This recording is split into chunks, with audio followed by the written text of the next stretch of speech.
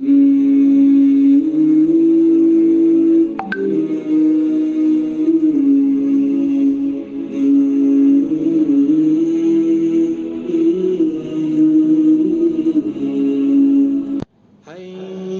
على الفلاح.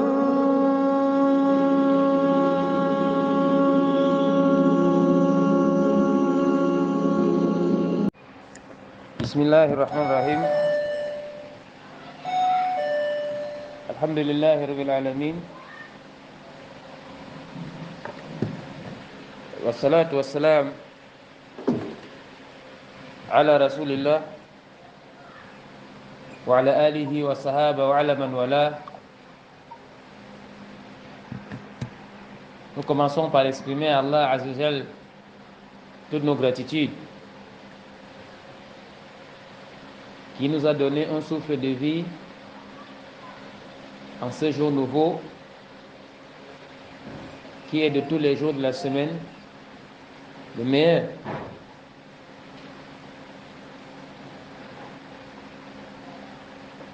Allah subhanahu wa ta'ala a créé Adam alayhi salam ce jour-ci, après l'heure de Asr.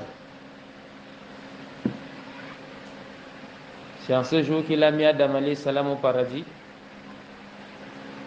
Certains savants ont dit qu'il s'agit du Jannatul Khuld. D'autres ont parlé du Jannatul Ud, yani Adn. D'autres Khuld. Khilaf ben al-ulama. Mais c'est aussi ce jour qu'il a fait sortir Adam du paradis. Un vendredi. Et c'est aussi un vendredi que se tiendra. L'heure va se dresser. Dans le hadith, le prophète sallallahu alayhi wa ala alihi wa sallam, il dit: Inna min afdal ayyamikum yawmul jumu'ah fa akthiru alayya salata fi fa inna salatakum ma'rudatun alayya. Qalu, yani sahaba, kayfa tu'rad alayka as-salat wa qad aram? Qala alayhi salatu wassalam: inna allaha harrama ala al-ardi an ta'kula jasad al-anbiya. Le prophète sallallahu alayhi wa sallam dit: vos meilleures journées sont les journées de vendredi. Multipliez sur moi la prière le jour de Jumu'ah. Votre prière me parviendra. Et ça va être très étonné. Comment on va prier sur toi vendredi, la prière te parviendra dans le barzakh alors que la terre aura mangé de ton corps? C'est ça la traduction du mot Qad Aramt. Le prophète sallallahu alayhi wa sallam a dit non.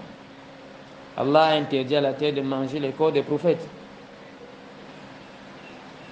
D'un de tous les actes d'adoration accomplis le jour de vendredi, à part la grande salat, il faut beaucoup prier sur le prophète sallallahu alayhi wa sallam.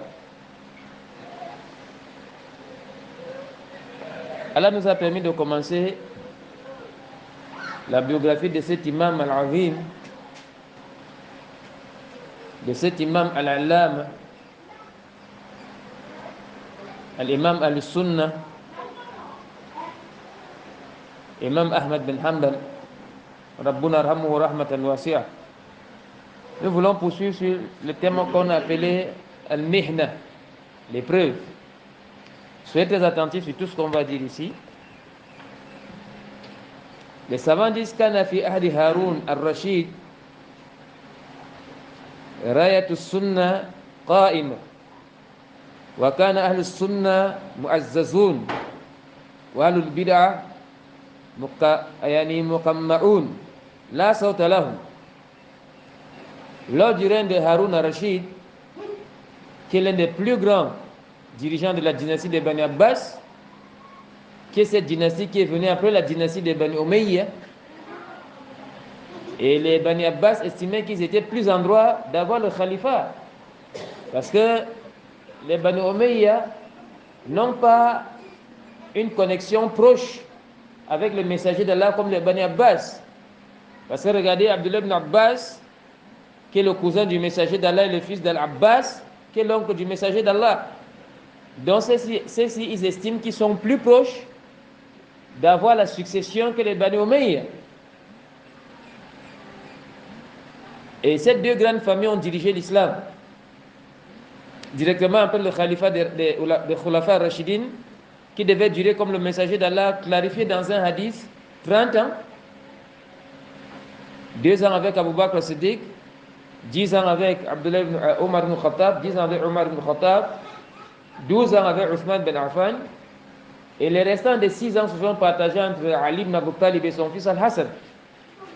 Parce qu'Ali ibn Abu Talib a régné 6 ans environ, mais pour parachever, n'est-ce pas, c'est-à-dire les 30 ans, Al-Hassan a pris le khalifa, mais qu'il a remis.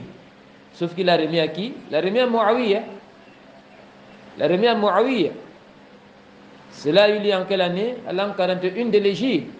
On a appelé cette année-là Amul Jama'a, l'année du rassemblement, parce que le messager d'Allah, souvenez-vous, dans un hadith, il a dit Inabna hadhihi sayuslihu bayna ta'ifatayni min al-muslimin. Mon fils que voici, il voulait dire mon petit-fils, parce que dans l'islam, le grand-père a le statut du père. Hein? Abba, on dit il a suivi. Il a suivi la voie de ses parents, c'est-à-dire pas ses pères, son père, son grand-père, ses ancêtres, lakin Abba.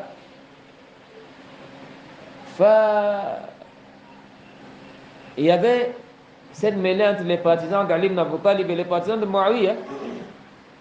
Ali ibn Abu Talib, quand il est mort, son fils Allah s'en a pris, il a remis une phrase très merveilleuse. Il a dit à Muawiyah, il dit, si le khalifa, si t'appartient, récupère ce qui t'appartient. Si ça m'appartient, je te donne. Et les deux groupes divisés de musulmans se sont rassemblés pour que la parole du messager d'Allah se réalise. Pour que nous sachions que le messager d'Allah ne parle jamais sous la passion. Il n'y a pas de doute qu'Al-Hassan, c'est de lui que va venir Al-Mahdi. C'est de lui que viendra Al-Mahdi. Sauf que les chiites disent que le Mahdi viendra de qui? d'Al-Hussein. Ils ont toujours le mukhalafa, les chiites. Sinon, Al-Mahdi viendra d'Al-Hassan. Et non pas d'Al-Hussein comme disent les Rawafid. Ces Rawafid qui l'ont assassiné et qui font un théâtre aujourd'hui en se flagellant, le jour de sa mort, le jour de Ashura, en se blessant, en se flagellant, en disant qu'il commémore son martyr. Malheureusement, ce sont eux qui l'ont assassiné. Voilà la catastrophe. Et les ennemis de l'islam qui profitent de ce genre de choses-là pour dire voilà. La famille Muawiyah a régné. C'est-à-dire la dynastie de Bani Umayya a été guidée par deux familles. La famille Muawiyah avec ses 3 dirigeants et la famille Marwan avec tout le restant des dirigeants. Mais sachez que les Bani Abbas ont pris le pouvoir avec la force. Ils ont pris le pouvoir avec la force. Et sont préparés pendant longtemps. Très longtemps. On rapporte que l'un d'eux avait une plantation de 1000 pieds de date. Et chaque jour, à chaque pied de date, il fait 2 rakats tous les jours. Tous les jours. 1000 pieds de date, chaque pied de date, il fait 2 rakats, 2 rakats, 2 rakats tous les jours. Ça, c'est un travail qui ne s'explique pas. Personne ne peut quantifier cette histoire-ci. Lakin, As-Saffah était le premier dirigeant de la dynastie de Bani Abbas. Après ça, Ja'far al-Mansour. Après Ja'far al-Mansour, certainement c'est là qu'est venu Harun al-Rashid. Mais Harun al-Rashid avait plus de notoriété. Hein? Donc à son époque, l'étendard de la Sunne était levé, était hissé. Et les gens de la Sunne étaient très forts. Et les gens de la Bid'a, ils n'avaient pas de parole. La sautalahum. Toufia, il s'est avancé dans la miséricorde de son Seigneur. Waja'a ba'dahu ibnuhu al-Ma'moun. Son fils Al-Ma'moun l'a succédé. هذا المأمون سمع يوما من الأيام كلام المعتزلة. La catastrophe commence. Al-Ma'moun a entendu un jour les propos des Mu'tazila, la secte des Mu'tazila. وأنهم يقولون بأن القرآن مخلوق وتأثر فيه. Et les Mu'tazila disaient que le Coran est créé. Et ça a fait un impact sur lui. Ce n'étaient pas les petits gens de la rue qui disaient ça. C'était ceux qui étaient proches, parmi lesquels Al-Qudad, les dirigeants, c'est-à-dire les juges, c'était des gens qui avaient un thaqafa. Ce n'étaient pas les gars de la rue, là. Même alors que cette parole, elle est fausse, sinon très fausse, mais ça a un impact sur lui. C'est à cause de ça, écoutez, وَمِنْ هُنَا لَبُّدْ أَنْ يَكُونَ التَّوَاسُلُ بين الأمراء والعلماء. C'est à partir d'ici qu'il faut qu'il y ait toujours une connexion entre les dirigeants et les savants. Alladhina al-haq, ces savants qui sont sur le droit chemin. وقد أثرني الإمام أحمد بن حنبل أنه قال لو كان لي الدعوة المستجابة لصرفتها لذي سلطان. On a rapporté d'Imam Ahmad ibn Hanbal qui disait, si j'avais une seule invocation, dont j'étais sûr que si j'invoque Allah par cette invocation, Allah va l'accepter, j'invoque en faveur du dirigeant. C'est-à-dire les savants dignes de confiance doivent se rapprocher des dirigeants parce que le dirigeant, s'il est fréquenté par des gens de faux, c'est fini. La Ummah va être malade comme cette Ummah-ci. Autant de Ma'moun. J'ai entendu Cheikh Ubaydullah Jabiri dit qu'Al-Ma'moun va répondre de ça Yom Al-Qiyamah. Qu'Allah ne va pas le laisser. Parce qu'il a donné beaucoup d'argent aux gens qui devaient traduire les livres de philosophie ou des choses pareilles. Et ça a impacté la Ummah. Ça a impacté la Ummah. La philosophie judéo-chrétienne, là. Il a donné beaucoup d'argent. Et ça détruit la Ummah. J'ai entendu Cheikh Ubaydullah Jabiri ou Cheikh Abdurrahman Al-Ghunayman dire Allah va l'arrêter. Mais il faut qu'on s'arrête un peu pour vous parler d'où sont nés les Mu'tazila. Les Mu'tazila sont nés des débats et des disputes. Wasil ibn Ata était l'étudiant d'Al-Hassan al-Basri. Al-Hassan al-Basri est considéré parmi les meilleurs des tabi'in, parmi les meilleurs ou les plus grands tabi'in. Parce qu'il faut savoir qu'Al-Hassan al-Basri a grandi dans la maison du prophète sallallahu alayhi wa sallam, tarabba fi bayt an-nubuwwa, parce que sa mère était une servante de l'une des femmes du messager d'Allah. Al-Hassan al-Basri a grandi tarabba fi bayt an-nubuwwa. Il était très fort, il avait un savoir très profond. Il avait un étudiant qu'on appelait Wasil ibn Ata. Wasil ibn Ata, on est venu poser une question au cheikh. Il faut bien écouter la cause de la déviance. On est venu poser la question au cheikh. Quel est le cas de celui qui commet les grands péchés? Saïb al-Kabira.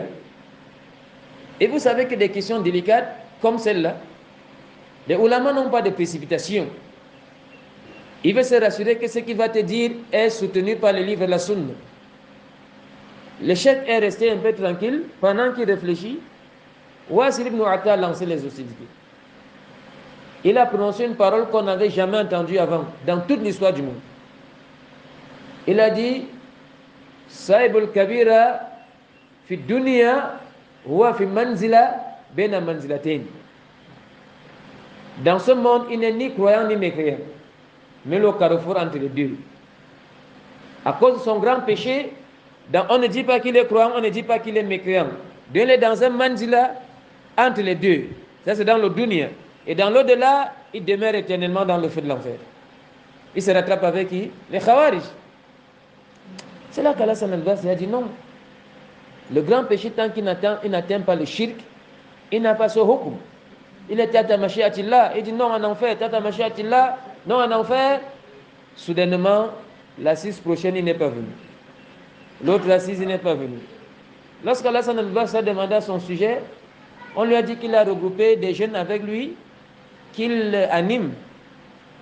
Hassan al-Basri a dit I'tazalana Wasil. Wasil s'est isolé de nous. C'est pourquoi on les appelle les Mu'tazila. C'est vrai que le cheikh Mohammed Aman al-Jami, il dit on n'appelle pas les Mu'tazila seulement parce qu'ils sont isolés d'Al-Hassan al-Basri. Lakin, c'est parce qu'ils se sont isolés de la islamique. Ils sont isolés des gens de la Sunna. Parce que les principes ne sont pas des principes sérieux. Ils ont ce qu'on appelle les 5 fondements. Ils sont devenus des troubles faits des Mu'tazila. Des grands troubles faits. Parce que vous savez, la bid'a, elle commence toujours un peu. Et le diable ne fait que l'amplifier, et puis paf, elle amène ses porteurs loin. Mais ce qui est curieux, hein, ils ont des grands savants qui écrivent dans le usul. C'est la catastrophe. Le tafsir al-Kashaf, Zamakhshari, il est parmi les djihadistes des Mu'tazila. Lorsqu'il a voulu écrire son tafsir, il a commencé, parce que les Mu'tazila, ils disent que le Coran est créé. Donc il a commencé, Alhamdulillahi alladhi khalaqa al-Qur'an. Les gens lui ont dit non. Si tu dis ça, on va mettre la croix sur le livre. Il a dit, Alhamdulillahi alladhi ja'ala Or, vous savez que ja'ala bima'na khalaqa. Parce que ja'ala fait partie des mutaradifat de khalaqa. Mafhum? Dans le tafsir al-Kashaf, ils insultent le sunna pas où ils ne savent pas. Ce sont encore les grands savants qui vont déceler jusqu'à l'un d'eux disait, j'ai arraché, j'ai enlevé, j'ai dépisté les étizaliyat dans le tafsir al-Kashaf avec la rèche-clou. Ça dit, ce n'était pas à portée de main. Ce n'était pas à portée de main. Ce n'était pas à portée de main. Mais on a entendu Cheikh Al-Othaymin dire que ça c'est un tafsir qui peut édifier quelqu'un dans la langue arabe. Comme la plupart des tafsirs, il y a l'inhirafat. Jalalain. C'est un tafsir que les ulama recommandent. Non, c'est qu'il y a l'aqidah de Asha'ir à l'intérieur. C'est pourquoi il y a le tahvib de Jalalain. C'est pourquoi quelqu'un ne peut pas prendre le risque de lire seul. Parce que s'il lit seul, il va se perdre. Les plus grandes déviances qui perturbent la connaissance de quelqu'un, c'est de devenir son propre cheikh. Parce que quand tu deviens ton propre cheikh, le diable va vite te perturber. Barakallahu fik. Donc, quand Haroun Rachid avait le khalifa, la Ummah et les gens de la Sunna étaient solidement soutenus. Et ce sont eux qui avaient la parole. Là, le bid'a n'avait pas de poids. Mais quand Haroun al-Rashid est mort, son fils Al-Ma'moun a pris le khalifa, regardez d'abord la catastrophe. 1. Abu Ja'far al-Mansour a consulté les magiciens. Et c'est lui qui a construit Bagdad. Il a construit Bagdad au nom d'Allah. Il a consulté les charlatans qui lui ont dit, on ne pourra plus jamais tuer un dirigeant dans cette terre-ci. Les quelques dirigeants qui sont passés ne sont pas morts en Irak. L'autre est mort sur la route du Hajj, l'autre est mort en Palestine, sauf qu'ici, Al-Ma'moun avait son frère Al-Amin. Et c'est Al-Amin qui avait le khalifa. Vous comprenez? Al-Ma'moun l'a tué au marché. Son frère, même père, même mère, avec qui ils ont grandi, hein? Il l'a tué au marché pour prendre le khalifa. Vous voyez le pouvoir? Et s'il avait seulement pris le khalifa, la Ummah lui a fait bay'a. Lakin l'a soutenu les gens de la bid'a qui ont causé le dommage à tous les savants de la sunna de cette époque, parmi lesquels l'imam Ahmad ibn Hanbal. Mais le cas de l'imam Ahmad ibn Hanbal était différent parce qu'il avait le plus de notoriété, le plus de popularité. Et dit, c'est à cause de ça, barakallahu fikum, ne laissez pas les dirigeants comme ça, là. Parce que si vous les laissez, ils seront à la merci des faussaires. De temps en temps, il faut leur donner le conseil. D'une manière ou d'une autre. Ça, c'est répondre à l'appel d'Allah. Combien de fois dans le hadith, ad-dinu nasiha, ad-dina nasiha, 3 fois ad-dinu nasiha, liman ya Rasulallah, lillah, wali kitab, wali aimma, al-aimma hum man hum, al-ulama wal-umara, les dirigeants et les savants sont les aimma. Il faut leur donner le conseil. Il faut donner le conseil. Il faut leur donner le conseil. Il dit barakallahu fikum wa min huna wa ma'al asaf hamal al-ma'mun an-nas an yaqulu bi khalq al-Qur'an. Ma'mun doit imposer à tout le monde d'accepter cette conception que le Coran a créée. Yuzakiruna yani mahakim at-taftish. Le cheikh qui expliquait ce cours, il dit le cas de Ma'moun qui impose ici fait penser à ce qu'on appelle Mahakim al-Taftish. Qui d'entre vous a entendu parler de Mahakim al-Taftish? Mahakim al-Taftish. Qui a entendu parler de ça? Mahakim al-Taftish. Mahakim al-Taftish a eu lieu loin des terres arabes. Ça s'est passé en Andalus, en Espagne et au Portugal. En Espagne précisément. Parce que vous savez que c'était le khalifa de l'islam. Parce que le khalifa de l'islam a voyagé. C'est resté à la Médine avec les 3 premiers. Le prophète sallallahu alayhi wa sallam, Abu Bakr, Omar, Othman. Leur khalifa était à Médine. Ali ibn Abu Talib est venu en Irak et son fils lui a dit de ne pas aller en Irak parce que s'il va en Irak, il ne va plus jamais rentrer. Il est mort là-bas. Azan lui a dit de ne pas aller. que c'est mieux qu'il reste où Abu Bakr Siddiq était et tout ça. Là, la Ummah chauffait. Les gens ont assassiné Othman. Et il fallait, n'est-ce pas, faire les foutouades. Et c'était un lieu très stratégique. C'est là-bas qu'il y avait les Qurra ou Mashba. Et c'est là-bas que les fitan étaient le plus. Parce que lorsqu'on a demandé au prophète d'invoquer pour l'Irak, il a refusé. Il a dit c'est là que se dressent les deux camps de Shaitan. Vous connaissez le hadith, la Cheikh? Il a dit c'est là que se dressent les deux camps de Shaitan. Regardez, toutes les fitan sont nées en Irak. Les Khawarij sont nés où? En Irak. Les Mu'tazila sont nés où? En Irak. Les Soufites sont nés où? En Irak. Toutes les pires sectes là sont nées en Irak. Les Asha'ira en Irak. Toutes les fitan kibar sont nées en Irak. Voilà, ça m'a refusé d'invoquer pour l'Irak après avoir invoqué pour le Sham. Allah barik lana fi Shamina les Sahaba ont dit Amin. On lui a dit mais invoque pour l'Irak. Il a dit non, c'est là-bas que se dressent les deux camps de Shaitan. Au moment, Ali ibn Abi Talib, son khalifa, était en Irak, alors que le khalifa de Muawiyah était dans le Sham. Vous voyez? Il s'est resté dans le Sham. Après, le khalifa a été déporté en Andalus, en Europe. Et là, l'islam était implanté pendant plus de 9 siècles. En Europe. C'était là-bas qu'il y avait les plus grands savants. Ibn Abdul Bar al-Qurtubi, Ibn Hazm, Al-Baji, Abul Walid Al-Baji. Tous les djihadistes parmi les ulama. Où était, n'est-ce pas, c'est-à-dire celui qui était Itissam, Imam Shatibi. Tous ils étaient là-bas. Les plus grandes écoles de langue arabe, après l'école de Kouf et de Basra, c'est l'école d'Andalus. C'est là-bas qu'il y a le plus grand mazhab d'Imam Malik. Le mazhab d'Imam Al-Awza'i, c'est beaucoup développé en Andalus, en Europe. Le Mahkim al-Taftish, les Blancs ont pensé comment ils allaient détruire l'islam. Parce que, et ça a toujours été une réalité. Il ne faut pas vous tromper, mes chers frères. Parce qu'Allah Azza dit dans le Coran, Inna alladhina kafaru yunfikun amwalahum liyasuddu an sabilillah. Le Mahkim al-Taftish a infligé aux musulmans une souffrance qu'aucun être humain ne peut imaginer. On appelait ça Mahkim al-Taftish. Parce qu'il fallait se rassurer que quelqu'un n'est pas musulman. Donc, Mahkim al-Taftish, on fouille de fond en comble. Parmi les choses qu'on faisait, on leur donnait le porc et le vin de boire. Par force. On les infligeait des souffrances douloureuses. Je vous assure, mes chers frères. Des souffrances douloureuses, au-delà de l'entendement. Parmi, je vais vous donner certains trucs. On leur faisait le scalp. Quand c'est le scalp, on t'arrache la peau un peu. On t'arrache la peau, jusqu'à ce que tu meurs. On t'arrache la peau un peu. Ils font une petite case. Subhanallah. Ils font une petite case. Hein?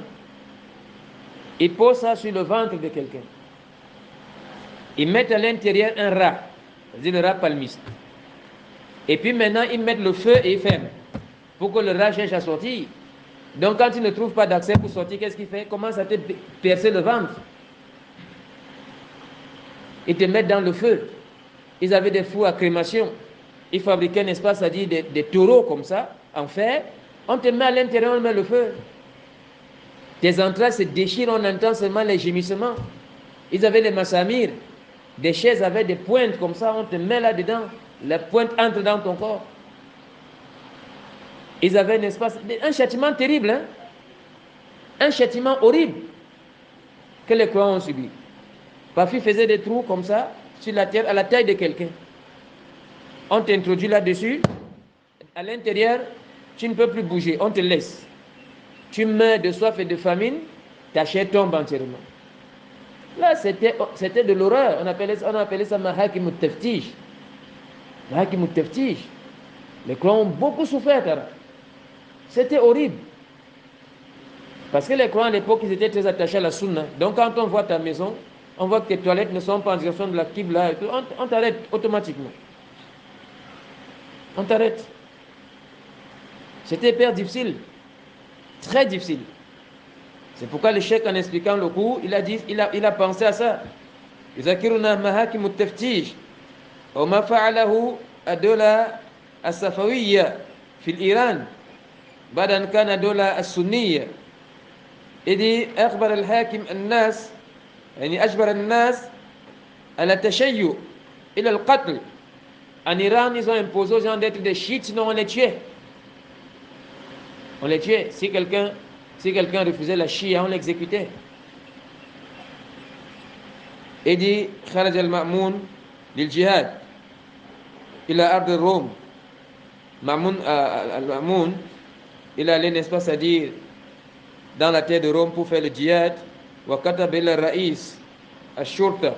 Il a fait note au commandant de l'armée fil Baghdad qararan an yahmil an-nas hamlan ijbariya, d'imposer à tout le monde de concevoir que le Coran est créé. Les qui étaient les premières victimes? Les érudits. Tous les érudits. On les imposait de dire. Il y en a qui disaient, parce qu'ils avaient peur du sabre. Kana min jumlati alladhina ihtuhinu al-Imam Ahmad, parmi ceux-là qui ont été accusés, qui n'acceptaient pas ça, l'Imam Ahmad ibn Hanbal, hunaka min al-ulama man mastata'a an yatahammalu. Il y avait des savants qui n'ont pas pu supporter Dara. Walakin qalu hadha taqiyatan. Ils ont dit le Coran était créé, pas parce qu'ils le concevaient, mais pour sauver leur vie. Ça nous fait penser à quelque chose, et j'aimerais que vous soyez attentifs sur ce que je vais expliquer maintenant. Écoutez bien ça. Mais écoutez ça scientifiquement. Allah nous oblige tout le temps, tant qu'on est vivant, d'avoir la foi. Il ne faut pas perdre ta iman. Mais Allah ne nous oblige pas de laisser apparaître notre foi tout le temps. Nous sommes obligés de la porter tout le temps, mais nous ne sommes pas obligés de la laisser apparaître tout le temps. Pourquoi? Parce qu'Allah dit dans le Coran, Illa man ukriha wa qalbuhu mutma'in, sauf celui qui est contraint, mais le cœur est rempli de foi. Ammar ibn Yasir, il a insulté le messager d'Allah, parce qu'il voyait sa vie s'en aller. Il l'a insulté. Vous savez, dans un État islamique, si quelqu'un insulte le prophète, on l'exécute. Même s'il fait tawbah, on l'exécute toujours. On l'exécute. Dans un État islamique, tu n'insultes pas le prophète. Si tu l'insultes, on t'exécute. Maintenant, ta mort sera entre deux choses. Soit le kouf, soit le had. Parce que dans la charia, on dit Hada kutila haddan, Hada kutila kufran. Celui qui a apostasie, par exemple, l'islam, on l'exécute mécréant. Mais celui qui fait les zina, on l'exécute croyant. Ça, voilà. On dit Hada katlu had. Kutila haddan, et l'autre était kutila kufran. Donc, on va l'exécuter. Maintenant, tout dépendra de lui. S'il va faire un tawbah nasuha, on va l'exécuter en tant que croyant. On va prier sur lui. On va faire ceci. Mais s'il continue à garder les injures en faveur de la personne du messager d'Allah jusqu'à sa mort, on le tue mécréant, on ne l'enterre pas dans un cimetière de musulmans. Enfin, on ne le lave pas, on ne prie pas sur lui. Mais s'il fait tawbah, on va toujours l'exécuter. S'il insulte le prophète sallallahu alayhi wa sallam, je dis bien, mais on va prier sur lui, etc. s'il a fait tawbah. Mais on va toujours l'exécuter. C'est à cause de ça qu'Ibn Taymiyyah a écrit son livre, qui ne doit pas manquer dans la bibliothèque d'un étudiant. Il dit As-Sarimul Masloul, liman shatama ar-Rasoul. Écoutez Ibn Taymiyyah, même le choix des titres. Il dit As-Sarimul Masloul. As-Sarim, c'est le sabre. Il y a un livre de Ruqya qu'on appelle As-Sarimul Battar. Vous connaissez ça, non? As-Sarimul Battar. Un livre de Ruqya, As-Sarimul Battar, même si celui qui écrit ça n'est pas sur le manhaj de Salaf. Le Cheikh Wahid Bali, vous le connaissez, l'Égyptien. Le livre a fait beaucoup de polémiques, mais les gens se sont beaucoup servis parce qu'on a partagé ça dans toute l'Afrique. As-Sarimul Battar, on a partagé ça dans toute l'Afrique, dans le monde entier. Mais Wahid Bali n'est pas salafi. Dans beaucoup de vidéos, il encourage Ben Laden, il soutient Ben Laden, il soutient ceci.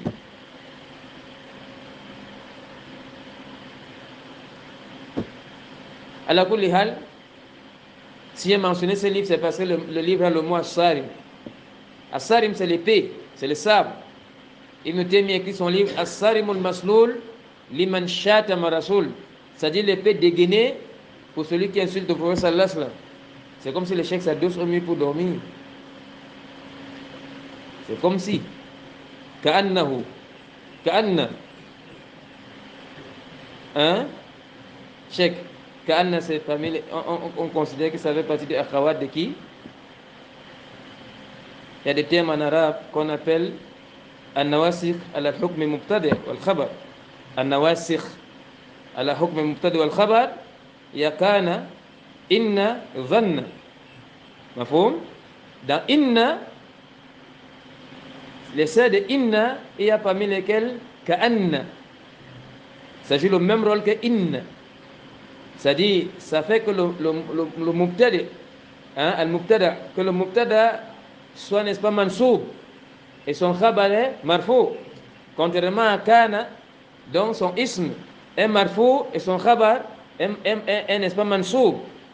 Alors que zanna, quant à lui, son khabar et son mubtada sont toujours, les deux sont mansoub. Zanantu aliyan arabiyan. Ça voilà. Zanantu aliyan arabiyan. واضح zanantu muhammadan musafiran ila akhirih. Zanna et ces sœurs-là, ils sont toujours mansoub.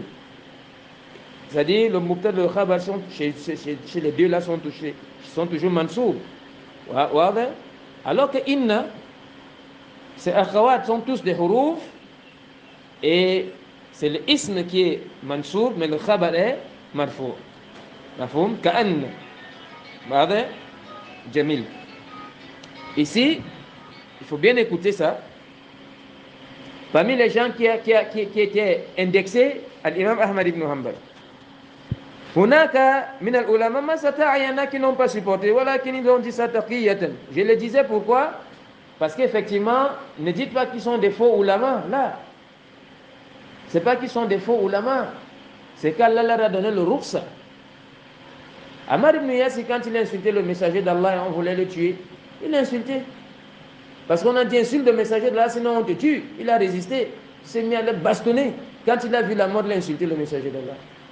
Quand il allait expliquer au messager d'Allah qu'on a failli me tuer pour que je t'insulte, et le prophète sallallahu alayhi wa sallam a dit qu'est-ce que tu ressens? Il dit non, je ne peux pas accepter ça. Il dit si tu tapes encore, insulte-moi. En arabe, qu'est-ce qu'il a dit en arabe? Idha adu fa'ud. S'il revient, reviens aussi. Ça dit, si tu tapes encore, insulte-moi, mais que ça ne vienne pas dans ton cœur. Que ça ne vienne pas dans ton cœur. Donc, beaucoup de grands savants, parmi lesquels les anciens d'Imam al-Bukhari, beaucoup ont dit avec la langue que le Coran est créé.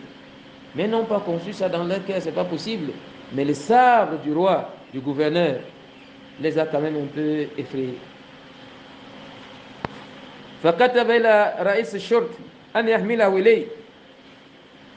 N'est-ce pas, ça dit بلغ المأمون أن الإمام أحمد رفض أن يتلفظ بخلق القرآن.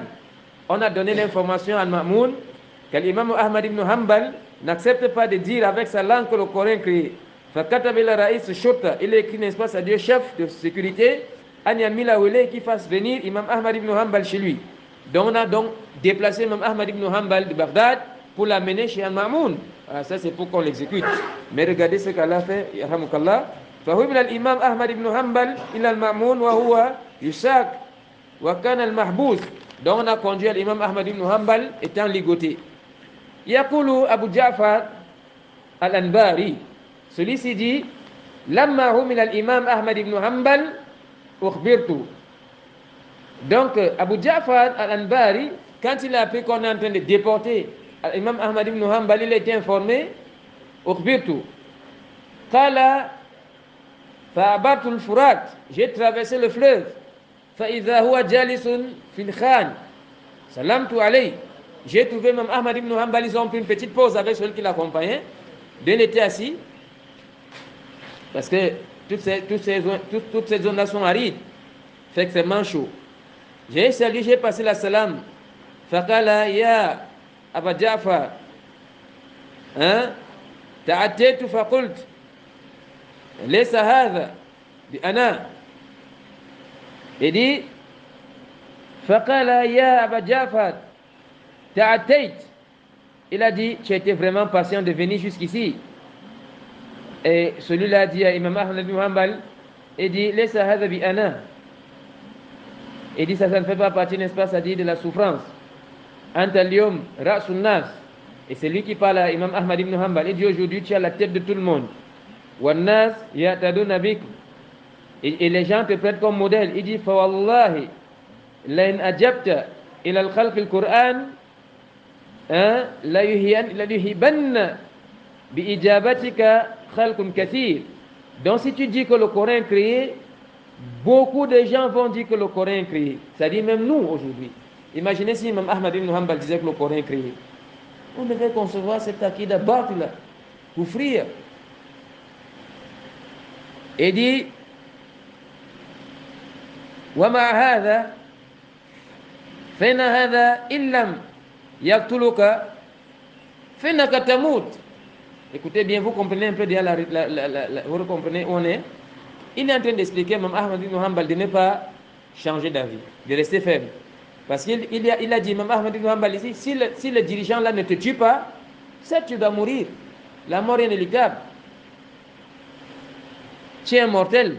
Si tu ne meurs pas entre ses mains, certainement tu vas mourir dans une autre circonstance. Vous comprenez bien?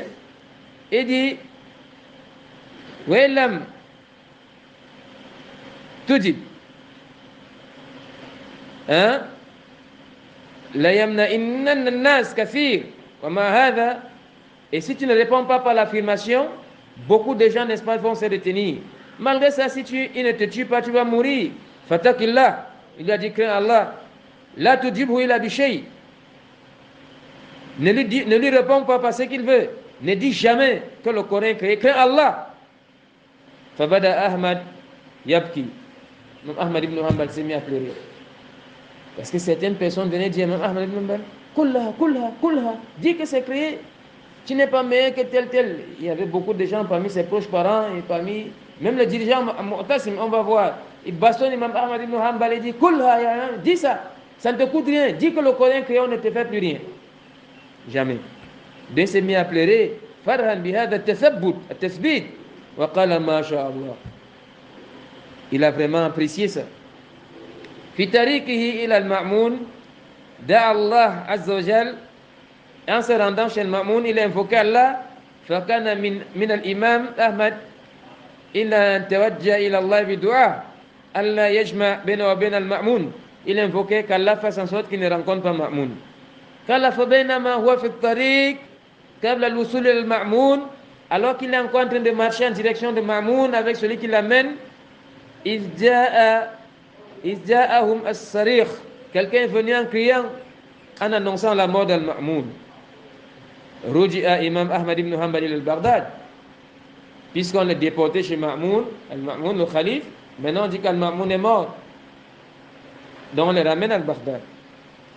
وتولى بعده أخوه المعتصم الذي جلد بيده الإمام أحمد بن حنبل. وهذا تولي في رمضان. À la mort, n'est-ce pas, c'est-à-dire d'Al-Ma'moun, son frère Al-Mu'tasim, après le khalifa. Et il a tapé de ses mains l'imam Ahmad ibn Hanbal.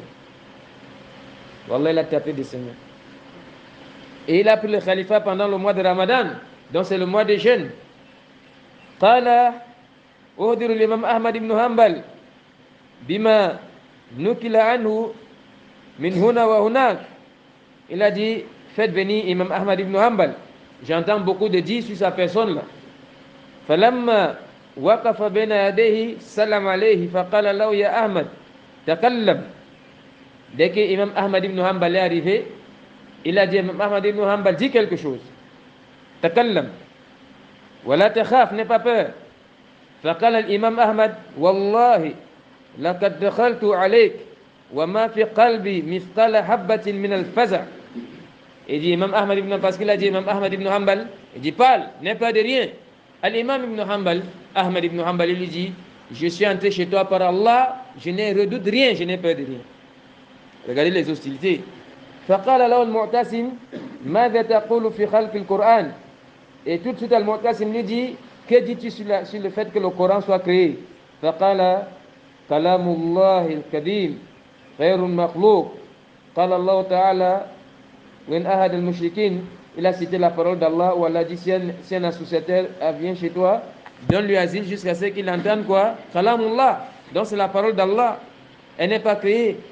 Qala Mu'tasim indaka hujja ghayru hadha, est-ce qu'à part ce verset, si tu as un autre argument qui te fait dire que le Coran n'est pas créé, qala na'am, qawlullah azza jal, ar-Rahman allama al-Qur'an, wa lam yaqul ar-Rahman khalaqa al-Qur'an. Mafhum? Dit qu'Allah dit qu'il a enseigné le Coran, Allah n'a pas dit qu'il a créé le Coran. Et il a encore cité Yasin, wal Qur'an al-Hakim, wa lam yaqul wal Qur'an al-Makhlouq. Donc il y a une mustadil, Imam al-Sunnah, faqala al-Mu'tasim ahbisu, et dit arrêtez-le. Wa hubisa wa tafarraqa an-nas, on l'a arrêté et les gens sont rentrés. Falamma kana min al-ghad, jalasa al-Mu'tasim al-Kursi. Le lendemain, Imam al-Mu'tasim, le calife, s'est assis sur le fauteuil royal. وقال هاتوا الإمام أحمد بن حنبل, faites venir ce monsieur-là, l'imam Ahmad. فاجتمع الناس, كان الناس كثر جدا, les gens étaient très nombreux, très très nombreux, plus nombreux qu'à la veille. فلما جاء وقف بين يديه, dès qu'on a amené l'imam Ahmad ibn Hanbal, on l'a, n'est-ce pas, ça dit, on l'a mis devant le calife. Écoutez bien, والسيوف قد جرت, qui comprend le sens de ce mot. والسيوف قد جرت, toutes les épées qui étaient cachées dans les protèges, on a ouvert pour mettre les foi dans le cœur de l'imam, n'est-ce pas? Mais ce n'est pas tout, hein. Quand yurid yaqul an al-amr al-yawm laysa fi shay min al-la'b, c'est comme si le calife est en train de dire à l'imam Ahmad ibn Hanbal que hier c'était une petite causerie d'amitié, mais aujourd'hui l'affaire est différente. Donc on a dégainé tous les sabres, vous comprenez? Waruma kad ruzikat, n'est-ce pas? Ça dit Rouma, ça dit les lances et tout ça, tout c'était là. Wadraz, nusibat, les boucliers, c'est-à-dire on a sorti les lances et les boucliers. Wasiyat, katurijat, les fouets, assaut, les chicottes là, n'est-ce pas? Ça dit que portaient beaucoup de gens. Donc c'est toute une armée, de ceux qui ont des sabres, ceux qui ont des lances, ceux qui ont des fouets. On a tout dégainé. Il dit katurijat, fasa'ala al-Mu'tasim. Mu'tasim lui a posé la question de savoir amma yaqulu fil Qur'an, qala qulu ghayru al-makhluq, qala wa man ayna qult wa ma huwa daliluk. N'est-ce pas? Regarde, subhanallah, écoutez bien, hein? Encore de commence à lui demander les dalils. Imam Ahmad ibn Hanbal, c'est l'imam al-Sunnah. Il dit qala haddathani Abdurrazzaq al-Ma'mar an Zuhri. Les deux ici sont de très grands savants. Imam Zuhri, c'est l'enseignant de qui? D'Imam Malik. C'est Imam Zuhri que le calife Omar Abdelaziz a demandé de rassembler les hadiths. Parce que lorsque la bid'a a commencé à se répandre, le dirigeant a eu peur. Il a dit non, rassembler les hadiths du messager d'Allah. Pour qu'on ne travaille pas avec les paroles de n'importe qui. Celui qui était mandaté de ce travail, c'était Imam Zuhri, l'enseignant d'Imam Malik. Il est différent de Zuhri, l'imam de Nesabour. C'est deux personnes différentes. Ça, c'est l'enseignant de Muslim. Malgré qu'il est aussi l'enseignant de Bukhari dans un tabaka. Mais Zuhli est à Nesabour. Nesabour, c'est où? En Iran. À 40 km de la ville de Shia. Cette ville-là, c'était la ville des Muhaddithin. Imam Muslim était là-bas. Hakim Nesabouri. Imam Zuhli. Imam al-Bukhari. Il allait là-bas. Imam Zuhri, dont il rapporte le hadith, Al-Ma'mar était un très grand savant. Originaire d'Irak, mais on l'a amené où? Au Yémen. An Anas, donc celui-ci a rapporté, An Anas, Qala Rasulullah sallallahu alayhi wa sallam, Inna kalam Allah alladhi ikhtassa bihi Musa mi'at al-alf kalima. Dit les paroles qu'Allah a spécifiées à Moussa, n'est-ce pas? Ça dit mi'at al-alf, yani 100 000, yani 100 000 mots. Mafhum? Wa salatatu mi'a, yani 100 000 mots, yani 100 الألف, yani 100 000 mots, en plus 300 mots, wa 13 kalima. Donc vous avez 100 000 auxquels on ajoute 300 auxquels on ajoute, n'est-ce pas? Ça dit 13. فكان كلام من الله والاستماع من موسى, et la parole venait d'Allah et c'est Moussa qui écoutait. ثم قال تعالى ولكن حق القول مني, c'est le dalil. القول مني لأملأن الجهنم من الجنة والناس أجمعين. Donc Allah dit ولكن حق القول مني. Donc L'imam Ahmad ibn Hanbal dit ça, c'est la parole d'Allah. La parole d'Allah, de ce point de vue, c'est un attribut d'Allah. Allah n'est pas créé, ses attributs aussi ne sont pas créés. Donc sa parole n'est pas créée. Et le Coran fait partie des paroles d'Allah Azza wa Jalla. Et dit, فَلْيَكُنُ الْقَوْلُ مِنَ اللَّهِ فَالْقُرْآنُ كَلَامُ اللَّهِ. Si la parole vient d'Allah, le Coran de ce point de vue est la parole d'Allah. واضح؟ Inch'Allah Azza wa Jalla, c'est mieux qu'on s'arrête ici. Après 45 minutes de dars, si Allah nous prescrit la vie, on va continuer mais rester scotché. Nous sommes, n'est-ce pas, c'est-à-dire dans la deuxième rencontre avec Al-Mu'tasim, où on a, n'est-ce pas, c'est-à-dire créé une ambiance de terreur et de frayeur. Vous voyez un peu, il est dressé devant Al-Mu'tasim, et comme toujours il ne se laisse pas faire, il donne ce qu'il a comme argument. Rahimahullah rahmatan wasi'a. Naam. Allahu a'lam. سبحانك اللهم وبحمدك اشهد ان لا اله الا انت استغفرك واتوب اليك